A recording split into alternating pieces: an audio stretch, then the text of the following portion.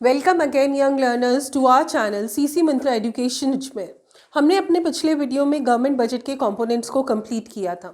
आज के इस वीडियो में हम लोग करेंगे कि गवर्नमेंट बजट किस तरीके का होता है, that means what are the types of the government budget and what are the types of deficit in government budget. तो चलिए स्टार्ट करते हैं।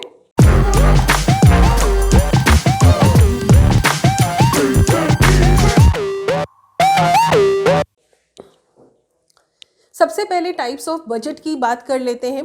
बेसिकली हमारे पास बजट दो तरीके का देखने को मिलता है। Balanced budget, we have two types of budget, one is balanced budget, another is the unbalanced budget. Balanced budget है, बैलेंस का मतलब है कि गवर्नमेंट की एस्टिमेटेड रिसीट्स गवर्नमेंट के एस्टिमेटेड एक्सपेंडिचर्स के इक्वल है। दैट मीन्स एक ऐसा बजट जहां पर गवर्नमेंट की रिसीट्स, एस्टिमेटेड रिसीट्स एक्सपेंडिचर्स के इक्वल है, that budget is known as balanced budget. Balance है, बैलेंस का मतलब कि दोनों कंडीशंस जो हैं वो सेम है, that is the expenditure and receipts are equal. Unbalanced, unbalanced का मतलब है कि हो सकता है रिसीट्स जो है that is not equal to the expenditure, यानी कि रिसीट्स और एक्सपेंडिचर्स इक्वल नहीं है। हो सकता है कि रिसीट्स ज़्यादा हो एक्सपेंडिचर से, या दूसरी तरफ ऐसा भी हो सकता है जहां पर the expenditures are more than receipts. तो बेसिकली अनबैलेंस्ड एक ऐसी कंडीशन जहां दोनों चीज़ें इक्वल नहीं है। सबसे पहला टाइप हमारे पास इसके अंदर आता है सरप्लस बजट। सरप्लस बजट एक ऐसा बजट जहां पर रिसीट्स गवर्नमेंट की एस्टिमेटेड जो रिसीट्स हैं वो एस्टिमेटेड एक्सपेंडिचर से ज़्यादा, यानी कि गवर्नमेंट ने करंट ईयर की कंडीशंस को देखते हुए, जैसे इन्फ्लेशनरी कंडीशंस हैं उनको देखते हुए एस्टिमेटेड रिसीट्स को ज़्यादा रखा और अपने एक्सपेंडिचर्स को कम रखा, तो that is known as the condition of surplus budget. दूसरी तरफ डेफिसिट बजट एक ऐसी कंडीशन जहां पर गवर्नमेंट की एस्टिमेटेड रिसीट्स गवर्नमेंट के एस्टिमेटेड एक्सपेंडिचर से कम होती है। Basically government plans for an a deficit budget in the case of deflation. Generally जो गवर्नमेंट है डेफिसिट बजट को डिफ्लेशन के केस में प्लान करती है, ताकि the government can infuse more money in the market, ताकि मार्केट में ज़्यादा से ज़्यादा मनी हो and the purchasing power with the people would increase.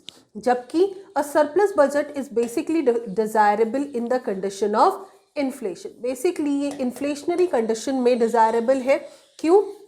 क्योंकि in the cases of inflation the purchasing power of the people is high and a surplus budget is designed so as to reduce the liquidity with the people, and that is why the government designs a budget that is known as surplus budget, जहां पर government अपनी receipts को बढ़ा देती है, leaving less purchasing power with the people। अब आगे हम करेंगे कि बजट के कौन कौन से टाइप्स हैं, डेफिसिट बजट के कौन कौन से टाइप्स हैं। Basically budget deficit has three types, these are revenue deficit, fiscal deficit और प्राइमरी डेफिसिट। तो चलिए तीनों को डिटेल में डिस्कस करते हैं। सबसे पहला टाइप हमारे पास आता है रेवेन्यू डेफिसिट का। रेवेन्यू हमने किया है हमारे पिछले वीडियो में। रेवेन्यू नेचर की जितनी भी ट्रांजैक्शंस होती हैं वो गवर्नमेंट के करंट एक्सपेंडिचर्स और करंट रिसीट से रिलेटेड होती है। जब हम बात करते हैं रेवेन्यू एक्सपेंडिचर रेवेन्यू डेफिसिट की, the revenue deficit is a condition whereby the revenue expenditure of the government is greater than revenue receipts। यानी कि सपोजिंगली गवर्नमेंट का करंट ईयर का एक्सपेंडिचर है 100 करोड़ और गवर्नमेंट की करंट ईयर की receipts है 70 crore. So in that case there will be a deficit by 30 crore, यानी कि जो डेफिसिट होगा वो कितना होगा, 30 करोड़ का डेफिसिट होगा। बेसिकली जब आपसे क्वेश्चन पूछते हैं तो पूछते हैं कि रेवेन्यू डेफिसिट क्या है और इसकी इम्प्लीकेशंस क्या है। तो बेसिकली क्वेश्चन 3 to 4 मार्क्स का बन जाता है और इसके अंदर 1 मार्क का एक बहुत इंपॉर्टेंट क्वेश्चन है जो हम डिस्कस करेंगे इम्प्लीकेशंस को करते समय। Implication of revenue deficit is the revenue deficit includes only those transactions that affect the current income and expenditure of the government. इसमें हम उन ट्रांजैक्शन को इंक्लूड करते हैं जो कि गवर्नमेंट के करंट एक्सपेंडिचर्स और करंट रिसीट से रिलेटेड है। जो मैंने अभी आपको बताया कि रेवेन्यू नेचर की जितनी भी ट्रांजैक्शंस हैं उसमें गवर्नमेंट की करंट एक्सपेंडिचर्स और करंट रिसीट्स की का डिटेल होता है। That is the revenue deficit occurs when the government current years expenditures are greater than the receipts of the government in the current year. अब the revenue deficit would be financed through capital receipts, यानी कि जो ये 30 करोड़ है इसको government किस तरीके से ब्रिज अप करेगी, इस गैप को किस तरीके से कम करेगी। द गवर्नमेंट विल, सबसे पहले एक चीज़ छोटी सी डिस्कस कर लेते हैं, उसके बाद देखेंगे। हमने किया था कि कैपिटल रिसीट्स की बात करें तो ये वो रिसीट्स होती हैं जो या तो लाइबिलिटीज़ क्रिएट करती हैं या असेट्स को रिड्यूस करती है। Basically we take borrowings in this, इधर क्रिएशन ऑफ लाइबिलिटी में हम लेते हैं बोरोइंग्स, जबकि reduction on assets includes disinvestment and recovery of loans, right. तो how does the government reduce that gap और उस डेफिसिट को किस तरीके से फाइनेंस करेगी। The revenue deficit would be finance through the capital receipts. Government जो है इस डेफिसिट को कैपिटल रिसीट्स के थ्रू फाइनेंस करेगी। कैपिटल रिसीट्स वो रिसीट्स हैं जिनमें या तो लाइबिलिटीज क्रिएट होती हैं या असेट्स रिड्यूस होती हैं, यानी कि government would go for borrowings either, या तो गवर्नमेंट बोरो करेगी या गवर्नमेंट रिकवरी ऑफ लोन्स या disinvestment etcetera. But basically the government के पास जो सोर्सेज होते हैं, जो इजी सोर्सेज होते हैं, या तो वो बोरोइंग होती है या डिसइन्वेस्टमेंट होती है।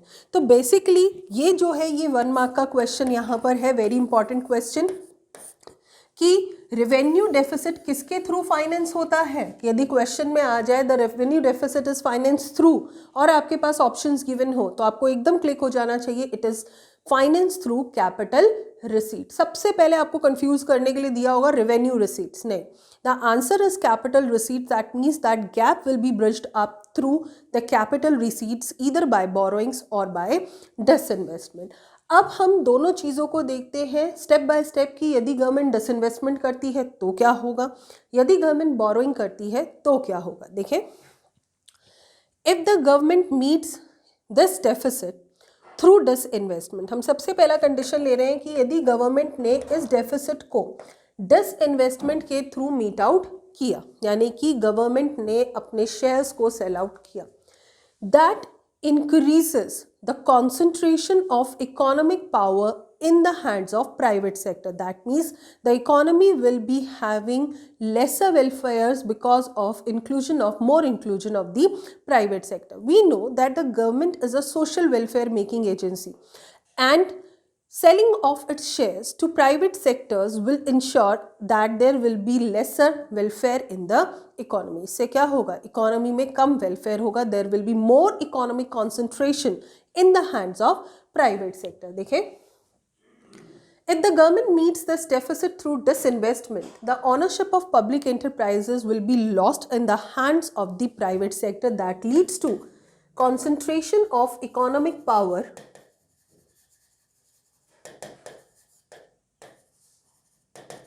in the hands of private sector. Private sector के हाथों में चली जाएगी।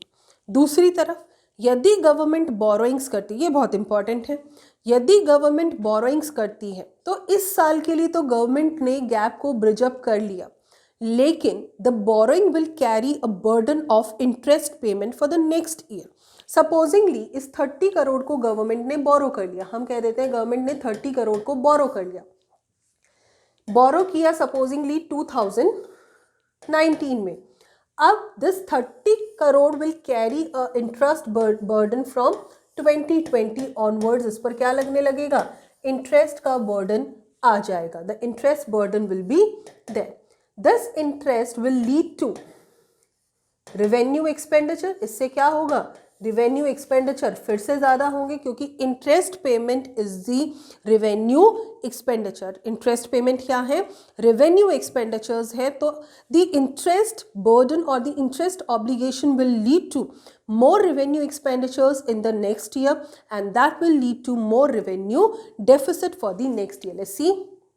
If the government bridges up this gap through borrowings, then this will lead to interest obligation in the next year. Next year से interest obligation बढ़ जाएगा, due to which the revenue expenditure in the next year will also increase, जिसकी वजह से next year में revenue expenditures बढ़ जाएंगे, because it will carry the interest burden of the loans that had been taken in the previous year, which would lead to more revenue deficit in the next year, जिसकी वजह से next year में revenue deficit ज़्यादा होगा। अब government next year के लिए क्या प्लान कर सकती है? The government may plan for the next year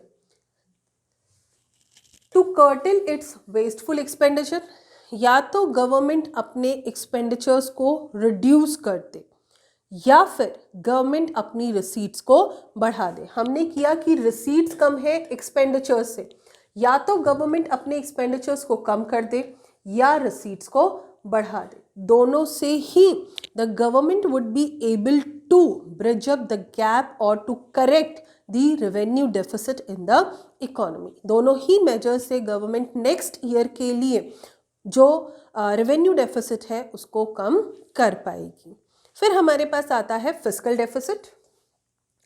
Fiscal deficit is a kind of deficit whereby the total expenditures of the government is greater than total receipts, यानी कि वो expenditures हैं जहाँ पर गवर्नमेंट के total expenditures गवर्नमेंट के total receipts से ज़्यादा होते हैं। Fiscal deficit is a kind of deficit जहाँ पर गवर्नमेंट के total expenditure, एक बार छोटा सा रिकॉल लेते हैं, गवर्नमेंट के टोटल एक्सपेंडिचर्स में हमारे पास आते हैं रेवेन्यू एक्सपेंडिचर्स और capital expenditures.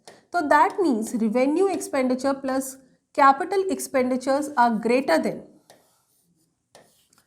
Revenue receipts plus capital receipts.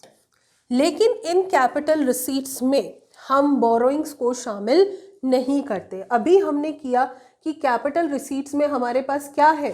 Borrowings है, वी हैव सीन बोरोइंग्स है। लेकिन जब हम फिस्कल डेफिसिट करते हैं तो फिस्कल डेफिसिट के अंदर हम कैपिटल रिसीट्स में किसे नहीं लेते? बोरोइंग्स को नहीं लेते। So capital receipts other than borrowings, borrowings के अलावा। That means in capital receipts में किसको इंक्लूड किया जा सकता है? दिस कैपिटल रिसीट में include recovery of loans, recovery of loans हो सकता है, डिसइन्वेस्टमेंट हो सकता है, लेकिन क्या नहीं हो सकता? बोरोइंग्स नहीं हो सकता। क्यों नहीं हो सकता? क्या कारण है?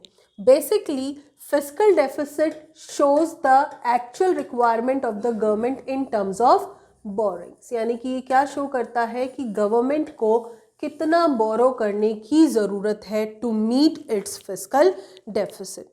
गवर्नमेंट को फिस्कल डेफिसिट को मीट आउट करने के लिए कितनी बोरोइंग्स की ज़रूरत है, that is shown through the fiscal deficit, and that is why the amount of fiscal deficit is equal to the borrowing requirement of the government. अब इसकी क्या इम्प्लीकेशंस होंगी, इससे क्या इम्पैक्ट पड़ेगा इकोनॉमी में? सबसे पहला इम्पैक्ट आता है डेट ट्रैप। डेट ट्रैप का मतलब क्या होता है? कर्ज का जाल, है ना। तो डेट ट्रैप में जो गवर्नमेंट है वो फंसती चली जाएगी। क्यों? क्योंकि गवर्नमेंट बोरो कर रही है इस साल के लिए। फिर वहीं आ जाते हैं हम, यदि गवर्नमेंट ने बोरो किया, ऑलरेडी गवर्नमेंट फिस्कल डेफिसिट में, यानी कि गवर्नमेंट के टोटल एक्सपेंडिचर्स ऑलरेडी कम है रिसीट्स। यदि गवर्नमेंट ने बोरो कर लिया, बाहर से बोरो किया, तो नेक्स्ट ईयर में इंटरेस्ट ऑब्लिगेशन आ गया, लेकिन गवर्नमेंट तो ऑलरेडी डेफिसिट्स में चल रही है। ऐसे केसेस में the government will not be able to pay the interest amount in the next year. That will lead to more revenue deficit and more fiscal deficit in the next year. अब उस fiscal deficit को cover करने के लिए government will raise borrowings again, government फिर से borrowings करेगी। फिर उस बोरोइंग का नेक्स्ट ईयर में क्या आ जाएगा, interest obligation, but government is already running in the deficits and that is why the government has to recover this deficit through the borrowings again. और ये जो चीज़ है, the obligation of interest payment and the principal payment multiplies, and because of this multiplication of borrowings, because of the payments of because of interest payments, there will be the debt trap in the economy। यानी कि जो government है वो किस में आ जाएगी, debt trap में आ जाएगी, because of the burden of interest payment and the principal amount payment. फिर हमारे पास आता है inflationary spiral. The second implication is this inflationary spiral। देखेंगे एक बार वापस से थोड़ा सा करते हैं। borrowings could be taken from foreign countries, foreign government से बोरोइंग ले सकती है। Government could borrow from international organization like IMF, World Bank, and government could borrow from RBI also। Government RBI से भी बोरो कर सकती है। RBI से बोरो किस तरीके से करती है, the government borrows from RBI in the form of deficit financing. किसके फॉर्म में करती है, डेफिसिट फाइनेंसिंग के फॉर्म में करती है। डेफिसिट फाइनेंसिंग क्या होता है, डेफिसिट फाइनेंसिंग का मतलब है जब RBI एडिशनल करेंसी इशू करती है, issue of additional currency by RBI, this is known as deficit financing। इसे हम क्या कहते हैं, deficit financing कहते हैं। RBI ने गवर्नमेंट के कहने पर deficit financing कर दी, यानी कि नए additional currency notes को issue कर दिया। The additional currency notes will increase the money in circulation, that means it will expand the size of money in circulation। यदि मनी इन सर्कुलेशन बढ़ जाएगा, लोगों की परचेजिंग पावर बढ़ जाएगी।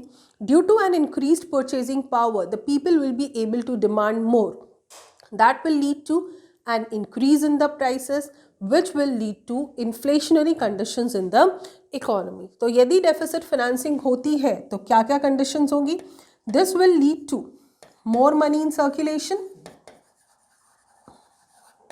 मनी इन सर्कुलेशन क्या हो जाएगा, बढ़ जाएगा। Because of more money in circulation, there will be more purchasing power, purchasing power बढ़ जाएगी।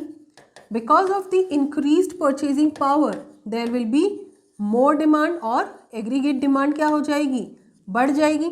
Because of increased aggregate demand, there will be pressure on existing resources and prices will rise। This will lead to inflation in the economy. इससे क्या होगा, economy में inflation होगा। अभी तक हम इन्फ्लेशन पर पहुंचे, इन्फ्लेशनरी स्पाइरल पर नहीं पहुंचे। एक बार इकोनॉमी में इन्फ्लेशन हो गया, यानी कि प्राइसेस बढ़ने लग गई, लेकिन government had to borrow again to meet its fiscal deficit in the next year. Government ने नेक्स्ट ईयर में फिर से फिस्कल डेफिसिट के लिए बोरो कर लिया, फिर से बोरो किया, फिर से डेफिसिट फाइनेंसिंग हुई, फिर से वही सारा प्रोसेस हुआ। और क्योंकि ये साल दर साल चलता जाता है, that is why the economy is caught in the inflationary spiral, जिसकी वजह से इकोनॉमी किस में आ जाती है, इन्फ्लेशनरी स्पाइरल में आ जाती है। सो नेक्स्ट हमारे पास आता है affects the future growth and development. इसका मतलब क्या है, यदि गवर्नमेंट अपने फिस्कल डेफिसिट्स को बोरोइंग के थ्रू मीट आउट करती है, in that case a significant part of the national income will go towards the payment of the principal amount as well as towards the payments of the interest. यानी कि national income का बहुत सा हिस्सा किसकी तरफ चला जाएगा, बोरोइंग्स के इंटरेस्ट पेमेंट की तरफ और उसके जो प्रिंसिपल अमाउंट है उसके पेमेंट की तरफ। ऐसे केसेस में there will be lesser residual with the government to be spent upon the development activities in the economy. जो गवर्नमेंट के पास रेजिडुअल होगा या बची हुई नेशनल इनकम होगी to be spent for the development activities in the economy will be less, because of which it will affect the future growth and development of the economy, जिसकी वजह से जो future growth है या development है that hampers in the economy। तो basically हमारे पास तीन implication है, debt trap, the government becomes in the debt trap because of taking the borrowings again and again because of more expenditure and lesser receipt। There will be inflationary spiral if the government resort to the borrowings from RBI, and it will affect the future growth and development because a significant part of the national income will be attributed towards the payment of the interest and the repayment of the principal amount. अब हमारे पास आता है last type of deficit, that is primary deficit. फिर last type of deficit है primary deficit. Primary deficit is equal to fiscal deficit minus interest payment, यानी कि वो डेफिसिट है जहां पर हम क्या कर रहे हैं, फिस्कल डेफिसिट में से इंटरेस्ट पेमेंट को लेस कर रहे हैं. हमने अभी पीछे किया कि गवर्नमेंट जो फिस्कल डेफिसिट कर रही है या जो बोरोइंग कर रही है, इस बोरोइंग में इंटरेस्ट का बर्डन भी शामिल है, right. Primary deficit is the net of the fiscal deficit, यानी कि क्या है कि फिस्कल डेफिसिट में से जब हम इंटरेस्ट पेमेंट को डिडक्ट कर देते हैं, that shows us the actual requirement of the government in the form of borrowing, यानी कि other than interest payment government को कितना बोरो करने की ज़रूरत है. क्योंकि पीछे अभी तक हमने किया कि गवर्नमेंट का जो इंटरेस्ट पेमेंट है वो मल्टीप्लाई होता जाता है, because of which the government has to borrow again and again. Primary deficit हमें ये शो करता है कि एक्चुअल में गवर्नमेंट की बोरोइंग रिक्वायरमेंट कितनी है other than the interest payment obligation, and that is why primary deficit is equal to fiscal deficit minus interest payment. ये क्या इम्प्लीकेशन है इसका, इसके थ्रू हम क्या देखना चाहते हैं. The primary deficit also leads to the same conditions in the economy as the fiscal deficit does. जैसी conditions fiscal deficits की वजह से आती है, क्योंकि ultimately primary deficit भी borrowings को ही show कर रहा है, बस इसमें interest payment नहीं है. तो सिंपल सी बात है कि वही सारी conditions जो fiscal deficit में आएंगी वही primary deficit में भी आएंगी. There would be debt trap, there would be inflationary spiral, that will affect the future growth and development. Everything or every implication would be same, but it does not carry the load of interest payment on account of past loans. बस इसमें और fiscal deficit में क्या difference है. fiscal deficit में interest payment का burden होता है, जबकि primary deficit में interest payment का कोई burden नहीं होता है. यहाँ से हम 1 mark question और करते हैं. What does the zero primary deficit indicate? Zero primary deficit है, इसका मतलब क्या है, हम जानते हैं primary deficit is equal to fiscal deficit minus interest payment. Primary deficit zero है, तो इसका मतलब है कि fiscal deficit is equal to interest payment. If primary deficit is equal to zero, it implies fiscal deficit is equal to interest payment, यानी कि ये दोनों जो वैल्यूज हैं वो सेम है. करके देख लेते हैं. Supposedly fiscal deficit is of 10 crore, interest payment is also of 10 crore, तो इसका मतलब क्या है, the primary deficit would result into zero. तो बेसिकली जीरो प्राइमरी डेफिसिट कब होगा, तो ये भी 1 मार्क का क्वेश्चन हो जाता है. सपोजिंगली यही डिस्कस करें, a zero primary deficit is when primary fiscal deficit is greater than interest payment, fiscal deficit is equal to interest payment, fiscal deficit is less than interest payment. Supposedly एक और लगा देते हैं, तो हमें पता होना चाहिए जहां पर ये दोनों इक्वल है वहां पर प्राइमरी डेफिसिट ज़ीरो होगा. क्या शो करता है ज़ीरो प्राइमरी डेफिसिट, ये शो करता है कि गवर्नमेंट को बोरोइंग केवल कितनी करने की ज़रूरत है, जितना इंटरेस्ट पेमेंट ऑब्लिगेशन है. That is a good sign of fiscal discipline in the economy, यानी कि गवर्नमेंट जो है फिस्कल डिसिप्लिन को अटेन कर रही है.